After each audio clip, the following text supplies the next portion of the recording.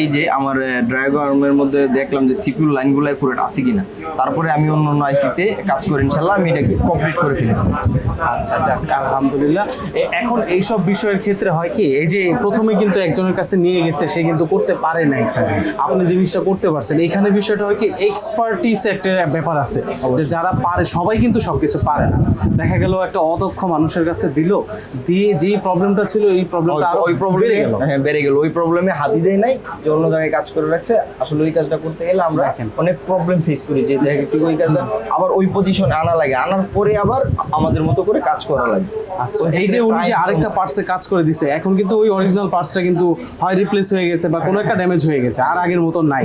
এই জন্য এক্সপার্ট কাউকে দেওয়া উচিত অবশ্যই। আর এই এক্সপার্ট কাউকে যদি আপনার খুঁজতে অসুবিধা হয়, তাহলেই কিন্তু আপনি চলে আসতে পারেন আইফিক্স ফার্স্ট রিপেয়ার সেন্টারে। এখানে শুধু যে ভাই এখানে বসে আছে তা না, এখানে কিন্তু অনেক অনেক এক্সপার্ট, দক্ষ যে কারিগর বলে বা দক্ষ যে টেকনিশিয়ান আছে, তারা কিন্তু বসে বসে অলওয়েজ আপনাদের কাজ করছেন, সলিউশন দিচ্ছেন এবং রিভিউ দিচ্ছেন।